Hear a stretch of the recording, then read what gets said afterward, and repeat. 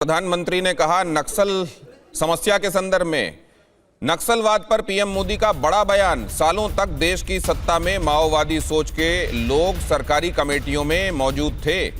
माओवादी सोच के लोग और दिमागी नक्सलियों को पहचानना होगा। हथियारी नक्सल तो आखिरी सांस गिन रहे हैं, लगभग समाप्त हो गए हैं, उन्होंने कहा। लेकिन जो दिमागी नक्सल हैं, जिनके विचार करने का, सोचने का दृष्टिकोण ही नक्सलवाद से प्रेरित है, माओवाद से प्रेरित है, उनको पहचानना होगा। उन्होंने कहा कि आज हथियारी नक्सल आखिरी सांस ले रहे हैं, लेकिन दिमागी नक्सलों से भी बचना होगा। वर्षों तक देश की सत्ता में माओवादी सोच के लोग गलियारों में अपनी जगह बना करके बैठे थे।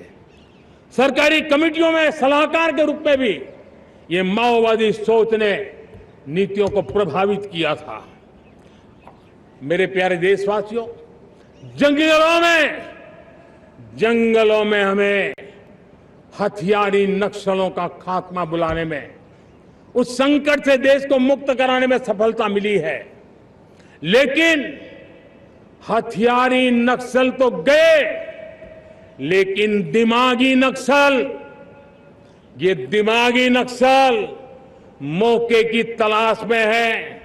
हिंसा, अराजकता के वो रास्ते खोज रहे हैं, समाज को गलत राह पर घसीटने के लिए भांति भांति के दांव कर रहे हैं। इन दिमागी नक्सलियों को पहचानना होगा, इन दिमागी नक्सलियों को आइसोलेट करना होगा और राष्ट्र को विकसित राष्ट्र बनाने की मुख्य धारा की ओर देश की युवा पीढ़ी को जोड़ना होगा। ये नक्सलवाद ने धरती को लहूलुहान कर दिया था। 2014 में आपने जब हमें मौका दिया, उसी दिन हमने संकल्प लिया था कि हम देश को नक्सलवाद से मुक्त करेंगे।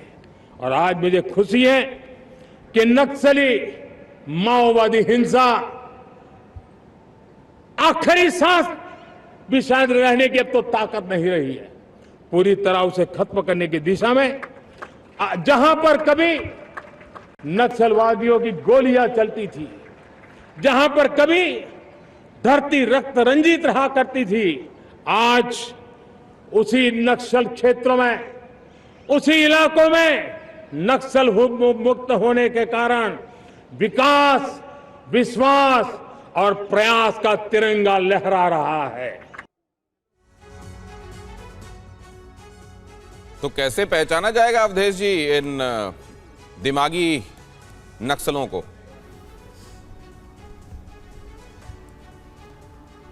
देखिए, ऐसा है कि दिमागी नक्सली तो सत्ता में भी इस समय बहुत सारे लोग, पहले ऐसा नहीं है कि पहले जो सत्ता में थे आज सत्ता में नहीं है।